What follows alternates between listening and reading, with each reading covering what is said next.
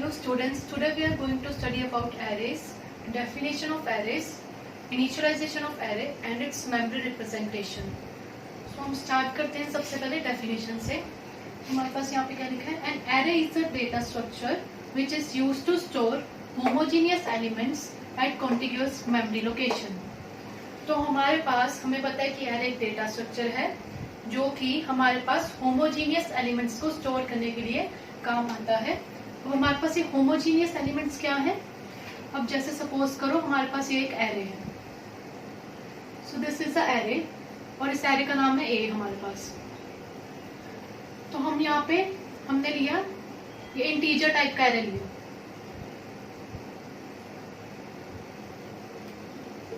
तो ये हमने इंटीजर टाइप का एरे लिया. तो इसमें हमारे पास इंटीजर वैल्यू स्टोर होंगी. इंटीजर वैल्यू कौन सी होती है? कोई भी हमारे पास नॉर्मल नंबर हमने ले लिया, हमने यहाँ पे इंटीजर वैल्यू स्टोर करा दी. अब ये तो नहीं है कि हमने इंटीजर अरे लिया, यहाँ पे हम फ्लोट वैल्यू स्टोर करा रहे हैं. तो ये हमने 3.5 ले लिया, 1.2 ले लिया. ऐसा हो सकता है कि हमने इंटीजर अरे लिया और फ्लोट वैल्यू स्टोर करा दी? नहीं, ऐसा नहीं हो सकता. This is wrong. तो हमारे पास जब हमने यहाँ पे इंटीजर वैल्यू ली है तो हम यहाँ पे सिर्फ इंटीजर एलिमेंट्स ही स्टोर करवा पाएंगे. अगर हमने यहाँ पे फ्लोट वैल्यू ली है तो हम फ्लोट वैल्यू से स्टोर करवा पाएंगे. एंड अगर हमने कैरेक्टर लिए then we can store character value. ये नहीं है कि हमने सब कुछ मिक्स कर दिया. अगर हमारे पास सिर्फ इंटीजर है तो सिर्फ इंटीजर ही है. अगर सिर्फ हमारे पास फ्लोट है तो सिर्फ फ्लोट ही है. अगर सिर्फ हमारे पास कैरेक्टर है देन सिर्फ कैरेक्टर ही है. हम इन तीनों को मिक्स नहीं कर सकते. इनमें से कुछ भी हम मिक्स नहीं कर सकते. तो इसको हम बोलते हैं होमोजीनियस, मतलब कि सेम फॉर्म हम यहाँ पे ले सकते हैं. अगर इंटीजर है then we can take only integer. अगर फ्लोट है तो हम सिर्फ फ्लोट ले सकते हैं. अगर कैरेक्टर है तो सिर्फ कैरेक्टर ले सकते हैं, इसमें कुछ और इंक्लूड नहीं कर सकते.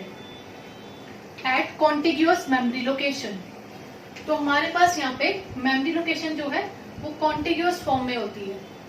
तो ये मैंने आपको एग्जांपल दिया था रोल नंबर वाला. हम दोबारा देखते हैं वही रोल नंबर वाला एग्जांपल. सपोज हमारे पास कॉलेज में एक क्लास में 60 स्टूडेंट्स हैं. तो हमारे पास कोई भी एक क्लास है, सपोज क्लास इज IT1. तो हमारे पास इसमें 60 स्टूडेंट्स हैं. तो 60 स्टूडेंट्स हैं तो रोल नंबर कैसे स्टोर होते हैं हमारे पास? कंटिन्यूअस लोकेशन में होते हैं ना. पहले फर्स्ट रोल नंबर आएगा, then second, then third, then fourth. तो सिमिलरली यहाँ पे हमारे पास एरे भी कॉन्टिन्यूअस लोकेशन में होता है. चेंज नहीं होगा, बीच में कुछ गैप नहीं होगा. तो हमारे पास यहाँ पे हमने इंडेक्स ले लिया 0, 1, 2, 3. ये इसका इंडेक्स है जो कि कॉन्टिग्यूअस फॉर्म में है. तो सिमिलरली सपोज करो इसका हमने लोकेशन ले ली 1000 ले ली. तो ये भी हमारे पास कॉन्टिग्यूअस फॉर्म में होगी. ये नहीं है कि बीच में इसके गैप है. तो ये हमारा कॉन्टिग्यूअस लोकेशन हो गया कि हमारे पास 0, 1, 2, 3 कॉन्टिग्यूअस फॉर्म में होगा. So it is contiguous memory location. तो हमारे पास ये इसके कैरेक्टरिस्टिक्स है एरे की. हमने पहला पॉइंट देख लिया, that is homogeneous elements. Second point is finite. Finite मतलब फिक्स्ड साइज और you can say fixed number of elements.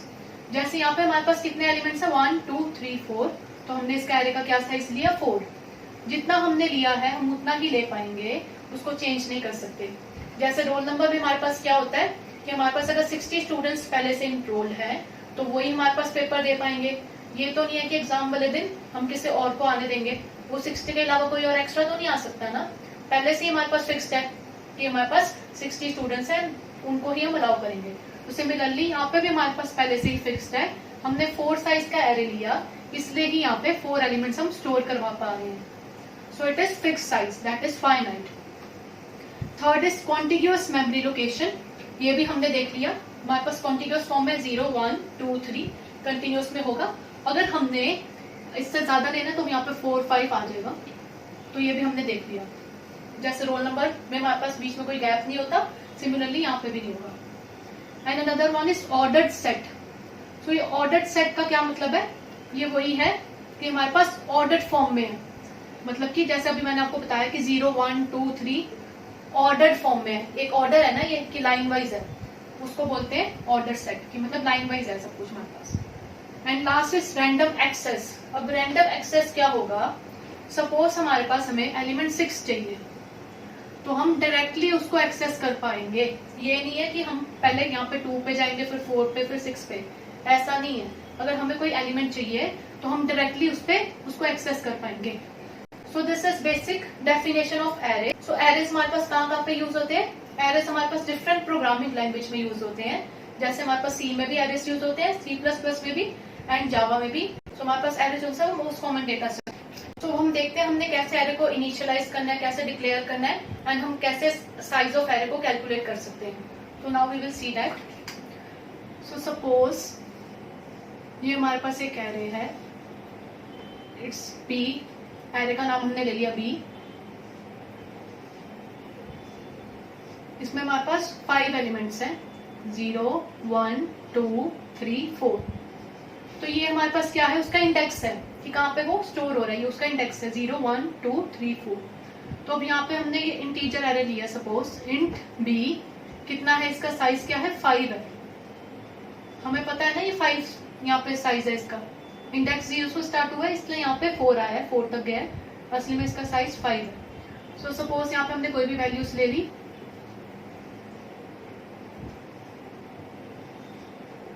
तो ये हमने वैल्यूज ले ली उसमें एरे में। तो अब हम कैसे इसको, अगर सपोज हमने इसको एक्सेस करना है, कैसे करेंगे? हम डायरेक्टली ऐसे लिख सकते हैं, B0 इज इक्वल टू 7। तो ये हमारे पास क्या है कि B की 0th लोकेशन में 7 को स्टोर कर दो। तो हमारे पास B की 0th लोकेशन में हमने 7 को स्टोर कर दिया, ठीक है। अब हमने B की फर्स्ट लोकेशन में किसको स्टोर करवाया है? 9 को। तो हमने यहाँ पे 9 लिख दिया। तो ये इंडेक्स यहाँ पे आता है हमारे पास। स्टोर जब हम करवाते हैं तो इंडेक्स हमारे पास यहाँ पे ब्रैकेट में आएगा। सो हमने सेकंड लोकेशन में क्या करवाया? 5। सो दिस इज बेसिकली इंडेक्स। अभी हम मेमोरी लोकेशन भी देखेंगे। थर्ड में हमने क्या स्टोर करवाया? 2। एंड फोर्थ में हमने क्या स्टोर करवाया? 1। सो ये हमने वैल्यू स्टोर करवा दी। 0 उसके इंडेक्स में हमने 7 स्टोर करवा दिया, फर्स्ट इंडेक्स में हमने 9, सेकंड में हमने 5, थर्ड में हमने 2 एंड फोर्थ में हमने 1 वैल्यू स्टोर करवा दी। सो ऐसे हम इनिशियलाइज कर सकते हैं एरे को। So this is initialisation. Initialisation मतलब हमें कोई भी उसको वैल्यू देनी। इनिशियलाइजेशन का मतलब क्या होता है? हम जब वेरिएबल को उसकी वैल्यू देते हैं, फर्स्ट वैल्यू देते हैं, उसको हम इनिशियलाइजेशन बोलते हैं। तो ये हमने उसकी वैल्यूज दी हैं सबकी। So this is initialisation of array. तो अब आप सपोज करो हमें पता है कि ये सारा हमारे पास इंडेक्स है, ठीक है। तो मैंने ये हमारे पास सपोज करो हमारा मेमोरी लोकेशन है 1002। ये हमारे पास मेमोरी लोकेशन हम सपोज कर रहे हैं। तो हमारे पास हमें पता है जब हम एरे यूज कर रहे हैं या फिर कोई भी हम वेरिएबल यूज कर रहे हैं, उसको कोई ना कोई मेमोरी लोकेशन तो चाहिए होगी। तो इसमें भी हमारे पास एरे में भी मेमोरी लोकेशन चाहिए। तो अगर सपोज इसकी फर्स्ट लोकेशन होगी 1002, तो सेकंड क्या होगी? 1004, देन 1006, देन 1008, 1010। तो ये मैंने एग्जांपल लिया है। हम यहाँ पे सपोज करें हमारे पास इंटीजर का साइज क्या है? 2। हमारे पास हो सकता है ना इंटीजर 2 बाइट का हो या फिर 4 बाइट्स का हो। तो ये डिपेंड करता है हमारे पास मशीन पे, प्रोसेसर पे भी डिपेंड करता है, और हमारे पास लैंग्वेज पे भी डिपेंड करता है। मतलब अलग अलग प्रोग्रामिंग लैंग्वेज में हमारे पास इंटीजर का अलग अलग साइज होगा, and it depends upon the processor also. हो सकता है जब हम 32 बिट्स का प्रोसेसर यूज कर रहे हैं तब हमारे पास अलग साइज है, जब हम 64 बिट्स का यूज करें तब हमारे पास अलग साइज है। तो it depends upon processor and programming language कि हमारे पास साइज क्या है। तो अब हमने ये देख लिया। अब हम कैलकुलेट करेंगे साइज ऑफ एरे। एरे का साइज कैसे कैलकुलेट करना है हमने? ये सपोज ये हमारे पास, इसको हम क्या बोलते हैं? Lower bound. इसको क्या बोलते हैं? Upper bound. जो स्टार्टिंग की हमारे पास इंडेक्स है उसको हम बोलेंगे लोअर बाउंड, और जो हमारे पास लास्ट की इंडेक्स है उसको हम बोलेंगे अपर बाउंड, ठीक है। तो साइज ऑफ एरे हमने कैसे कैलकुलेट करना है? Upper bound minus lower bound plus 1। तो ये इसका फॉर्मूला है। मतलब कि हमारे पास यहाँ पे अपर बाउंड क्या है? 4, मतलब जो सबसे लास्ट में उसका इंडेक्स है वो, माइनस लोअर बाउंड जो उसका सबसे पहले इंडेक्स की वैल्यू है वो, plus 1। So 4 + 1 is equal to 5। तो हमारे पास यहाँ पे एरे का साइज क्या है, 5 है, हमें पता है 5 है, तो ऐसे हम साइज निकाल सकते हैं एरे का। So students, this is the basic of arrays. अब हम नेक्स्ट वीडियो में देखेंगे हमारे पास कितने टाइप्स के एरेज होते हैं और वो कैसे वर्क करते हैं। Thank you.